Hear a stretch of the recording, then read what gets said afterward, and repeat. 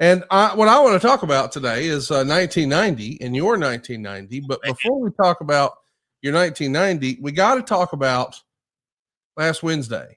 Oh, big storyline that we have, maybe one of the bigger storylines you've been involved in, certainly top 3 in AEW, I think, where you found yourself proclaiming the goal of your last wrestling contract to be winning AEW Gold. And I can't help but notice as we go to a one shot of you over your shoulder, and you're naming it and claiming it, there's the AEW World title. So we saw what happened last week. Somehow, some way, by hook or crook, you lost your title opportunity when you weren't able to beat Claudio Castagnoli on Wednesday night in Huntsville. Of course, had you won that, you were going to be eligible for a shot against the leader of the Death Riders, the AEW World Champion, Jon Moxley. And we know you didn't win, but Jeff, I still see that belt over your shoulder. The goal hasn't changed.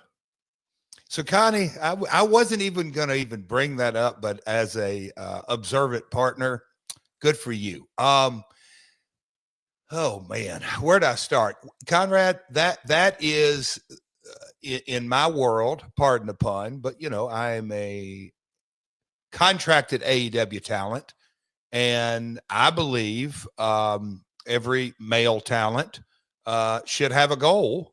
And, you know, you can talk, oh boy, me and Conrad, we could go back, no matter what it may be, Dr. Wayne Dyer, Tony Robbins, a whole list. You can get back into biblical times and talk about markers and monuments and all that, but kind of the prize, eyes on the prize. And that's still the goal.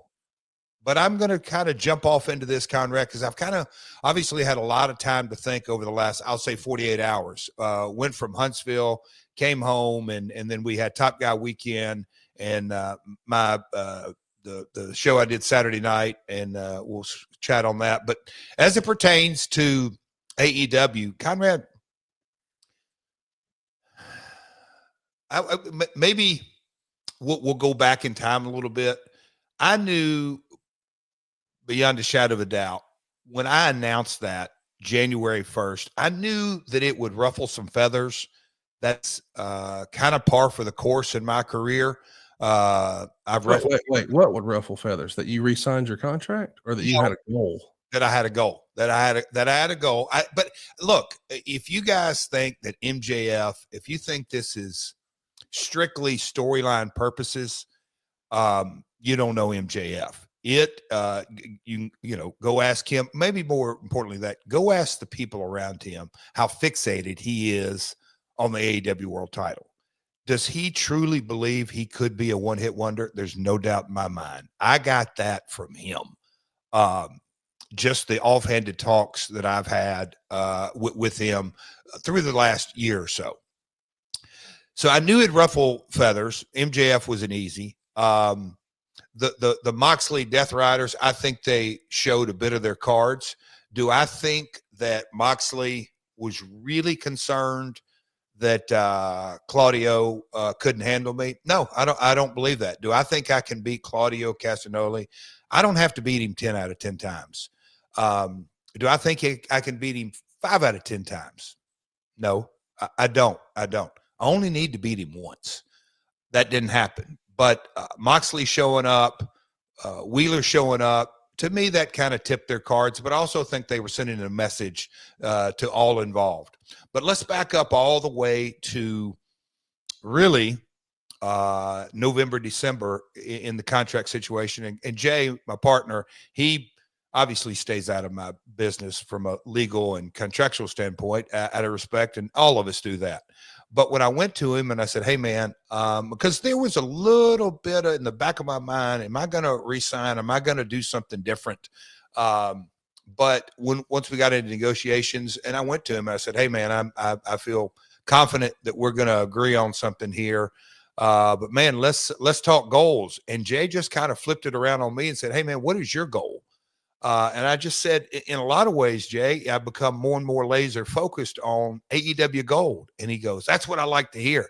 He said, what title? I don't know how he said it, but, you know, he assumed I originally said it that it was AEW Gold. And then we kind of got the discussion, and I kind of thought back on my career, and that's how the AEW World Title, and I had a quick conversation with Karen.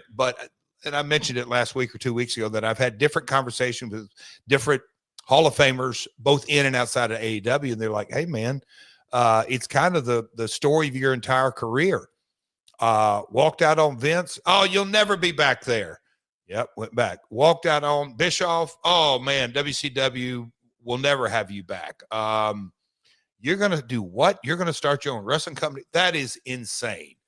So Conrad, a lot of ways, when I've had time to process and digest, it is persistence and perseverance have been just truly, in so many ways, maybe the single word that may describe, I don't say just my career, because I'm a big believer in talking to kids and sobriety. I often tell folks, hey, man, it ain't easy. Nobody, and I truly believe nobody walking the face of the earth that has an addiction problem says, man, I want to quits on the first time. It's an impossibility. I'm not just talking relapse. It is just the nature of the beast that you keep going back to it. In business, the same way. You just look at all the different quote unquote overnight success stories, and nothing happens overnight. It just doesn't. So did I take a big ass whooping? A buddy texted me late last Wednesday night, and he said, I'm sure you're feeling it, and I don't think the lactic acid has built up, but I want you to wear this badge of honor. And he was saying it to try to, geek me a little bit. He said, not only did you take an ass whooping, one, you took two, Claudio and MJF. But hey, man, Connie, that is, I think, the life of a professional wrestler. But to be a successful one, you damn sure better persevere. So we got a lot of roadway in front of us. 11 months. I don't know what's going to happen. I don't know how things are going to change. One thing's for sure that I learned, and we'll talk about Memphis TV, there's always next week. You never know what's going to change. Moxley may not change. There may be a new set of circumstances. There may be a new focus. There may be something in my future. I know today, and that's all I'm really worried about, is we're going to have a hell of a podcast. I got a hell of a workout. Felt good this morning. Got me some oatmeal, Connie, that I didn't have time to eat, but I'm going to munch on during the thing. But man, I'm grateful to be in this chair, and I am really, really looking forward to what's next. But I am certain that I don't know what's next. I really don't. Well, I appreciate you being honest and transparent with us here today. And I can't wait to see what's next for you. And